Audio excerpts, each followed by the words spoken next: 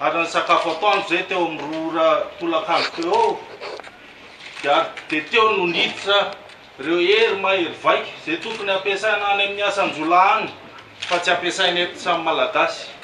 Raha oviana ny mpitandro ny filaminana vao tena ampiasaina amin'ny tena filaminana fa tsy amin'ny fisamborana sy fampiasana herisetra sy amin'ny intimidation lavo zao. Mahantra ho atsika, marina fa rehefa mahantra ny olona dia lasa misy ny fanabadona, ary rehefa bady ny olona dia mora ampidina ato trano ary dia miada tranontsika ary dia ny olona nivelany no mitsetitra ny loharano zay rehetra misy eto Madagasikara. Any ka na boaterozitsika ary verivery fotsiny amin'izao. Misaotra nareo rehetra namaly ny antso. Hitantara ny zavatra niseho marina teto Faravohitra izahay, zavatra nitranga omaly io.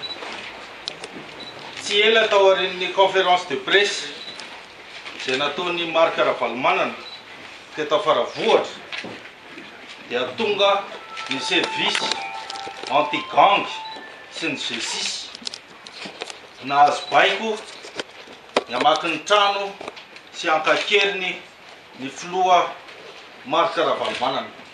Hitanareo etsy hatramin'ny varavarana ny zavatra vaky, varavarana vaky maromaro izy ireo. Niisa eo amin'ny 80 lahy mahery teo ao zay nirongo arme de guerre no tonga teto, nampiasa bomba lacrymogène sy fusil à pompe. Tsy mba nampiseho taratasy ara-dalàna akory ahafahana nanatanteraka izany. Aiza ny zon'olombelona sy ny état de droit eto Madagasikara. Omaly hariva dia nilaza Andriamatoa Hery Rajaonarimampianina fa tsy nisambotra na nanagatra any Marc Ravalomanana. Izany hoe nataon'ny filoha Hery Rajaonarimampianina kidnapinina zany ny filoha Marc Ravalomanana.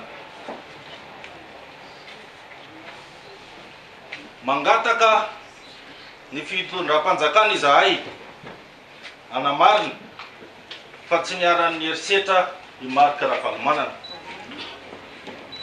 Ary ahafahana manaporofo izany dia mangataka ny ahita azy tsy misy atakandro izahay fianakaviana, ny avoka ary ny dokterany izay zoanay feno mihitsy zany rehetra zany.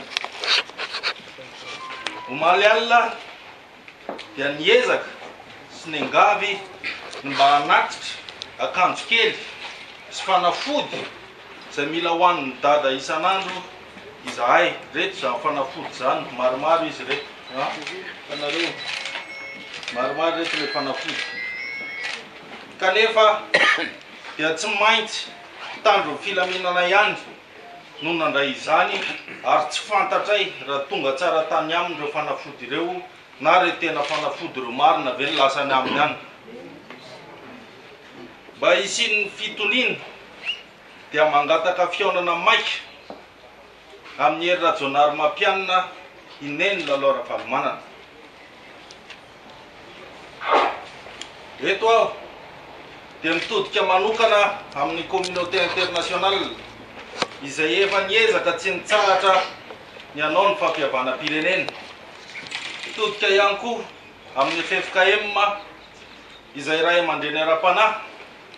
Mitodika ihany koa amin'ireo vondrona maro samihafa izay mikatsaka ny fampihavanam-pirenena. Tonga izao ny fotoana iraisantsika feo amin'izao fotoana izao ary ny vahoaka malagasy dia afa vonona sy miandrandra amin'izany. Tafiditra amin'ny fahantrana lalina i Madagasikara.